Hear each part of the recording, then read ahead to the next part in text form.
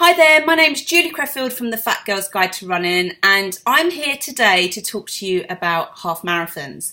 Now, this evening I was supposed to be going along to the Stephen Lawrence Trust to speak to a number of runners that are preparing for the big half, which is this weekend in London. But because of the snow, it's been cancelled, and I'd prepared a nice little talk sharing kind of what I've learned over the years. And I thought rather than that talk go to waste, I would share it here, both for those runners and for anybody else doing the big half. And generally speaking, it might be helpful for anybody training for their first half marathon. So I've done many half marathons. I've done 3 full marathons, a ultra marathon, a number of obstacle courses and some triathlons. But I've probably done more half marathons than any other distance. And I was trying to tally it up last night, and I reckon it's somewhere between 30 and 40 half marathons. And some of them have been in some really kind of cool places like Berlin and Paris and where else have I run? Jerusalem, Geneva. So yeah, I know a thing or two about half marathons. So what I'm going to share with you is 10 things that I've learned about half marathon training. So let's get stuck in. So number 1, sorry to break this to you, but you do have to train for a half marathon. It's not one of those distances where you can go, I'm reasonably fit, I can do this, and just kind of wing it. You just can't. For the majority of us, we're going to be on our feet between 2 and 3 hours, and you've got all of the race logistics around it. You can't wing it. You can't. And I think you need at least 12 weeks to train for a marathon. You want to be improving your overall fitness. You want to be building in confidence, and you also want to be getting kind of miles in your legs. So you want to be kind of increasing your distance all the time.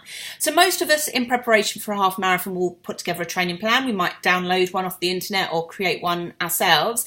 And, life often gets in the way. Sometimes we get injured. Sometimes stuff happens in life and we don't get to do everything on the plan.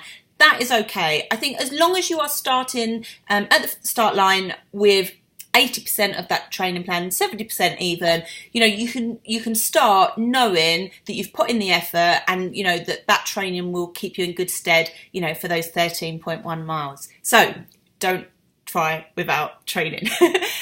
Number 2 is you do have to fuel yourself like an athlete, because as I said, you're going to be on your feet for a long time, and your body is going to be burning energy, and your muscles are going to be crying out for that energy to be replaced, both in terms of protein and carbohydrates. You're also going to get dehydrated because you're exercising, and even in the cold weather you can kind of burn sweat, create sweat and get dehydrated. So in terms of water, you want to be hydrating the day before, 2 days before. There's no point in getting up on the morning and drinking a pint of water and thinking, oh, that's right, that's me hydrated.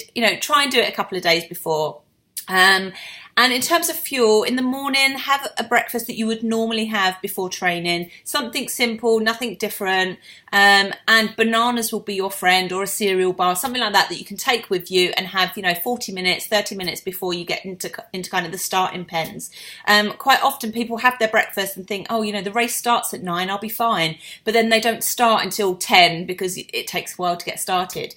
So don't be caught out in that. Also try to practice using things like gels and all the kind of different kind of energy things that you can have during the race, because you don't want to be trying something for the first time on the race, because you can lead to all kind of tummy troubles, which we won't go into.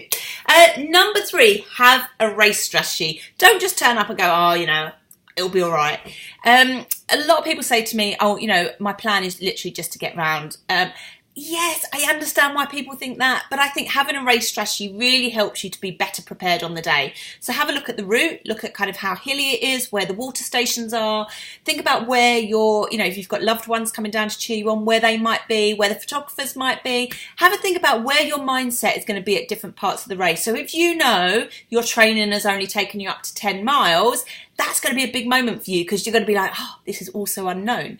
And one tip for you is something that I love doing in half marathons is it's something called the 100 game. And I tend to play this from about the halfway point, maybe sometimes a little bit further on, maybe around 8-9 miles.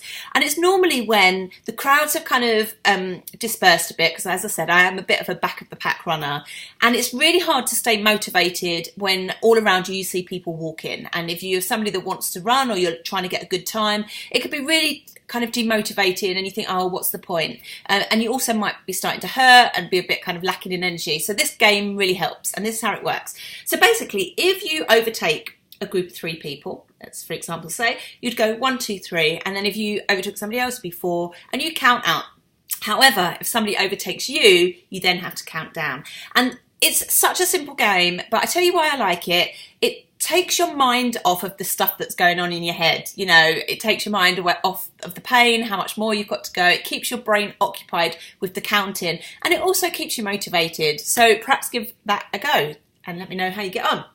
Number 4 is bad kit equals bad race.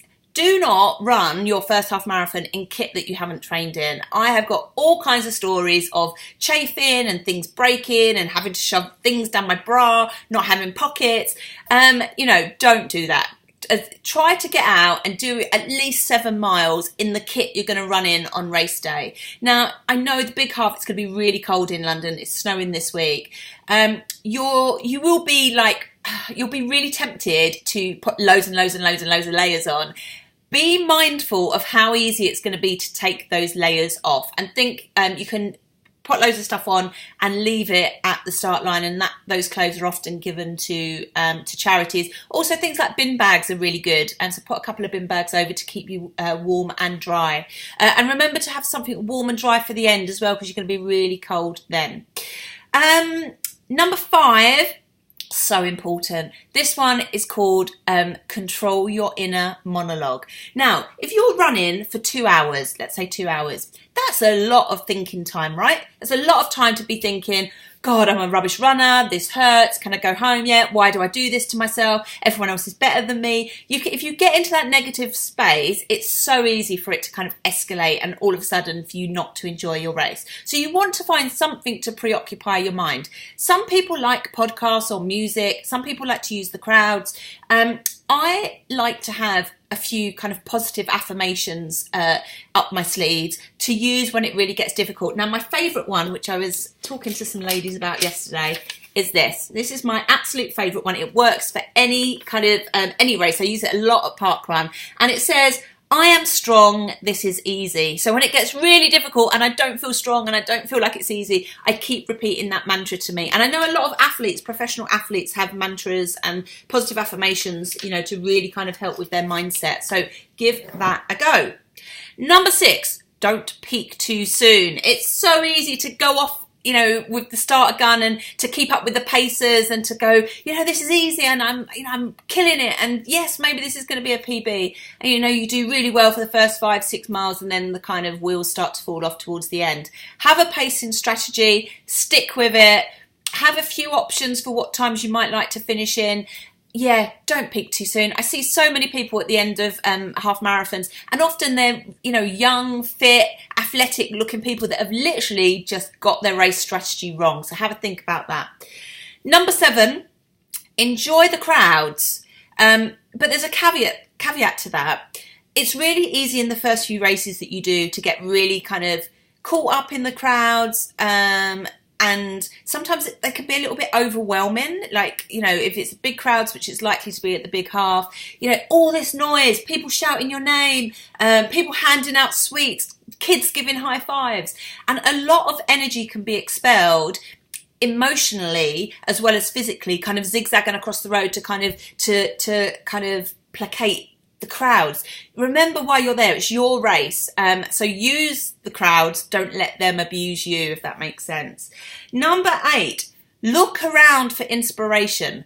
Most half marathon routes have, you know, they've been designed to inspire you. They go through major cities or they're picturesque. And quite often, you know, I see runners and they're like headphones in, just following, focusing on the person in front of them. They don't even look up. And I can remember a perfect story here. I did the Geneva half marathon, and I travelled out there with a group of fitness bloggers. They were all like ultra fit runners, and literally the gun went off. I was really excited. I trained really well for it. The gun went off, and literally within the first 4 minutes, and I'm not exaggerating, within 4 minutes I was the last runner, and behind me was the sweeper truck, which was going beep, beep, beep.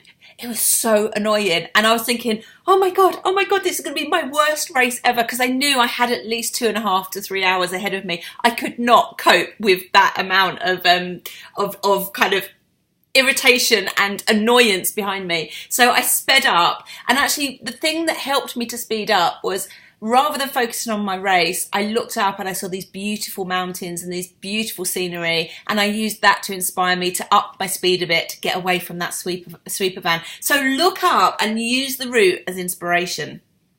Number 9, think about your support crew. So I don't know your situation, but it may be that you'll have loved ones coming to cheer you on.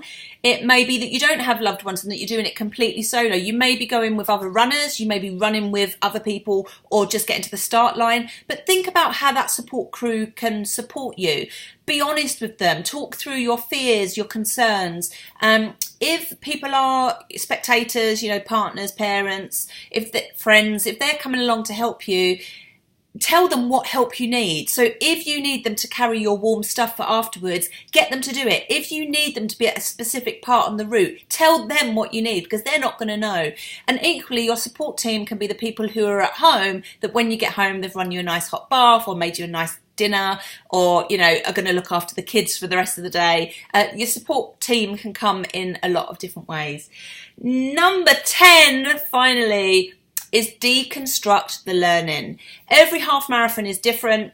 Some of these tips will apply, some won't. Think about what you've learned from this one. Think about how you'll implement it for the next one.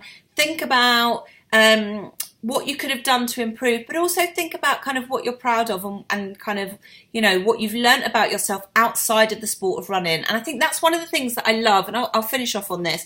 I think it's one of the things that I love about half marathon training and running, is that it's a big feat to run for 2 to 3 hours. Not everyone can do that. Not everyone would want to do that. And I think what it does is it shows you what you're capable of as a person, because it does take commitment, determination. It takes a real kind of tough skin. It takes, going out in this kind of blizzard weather, keeping your fitness up, working on your fueling, working on your mindset. It's hard work, and you should kind of recognize that hard work and look at how you can use those skills, because a lot of them are transferable, and you can use them for other goals that you have in your life. So I am going to wrap up there. If you would like to tell me how you get on, either at the big half or any other half marathon you're doing, find me on Twitter. I'm at Fatty Must Run, or on Instagram, The Fat Girl's Guide to Running, and check out my books and my programs and my online running club at www.toofat2run.co.uk. If you're at the big half and you see me, give me a wave. All the best, and yeah, let's hope it's not snowing. All right, ciao.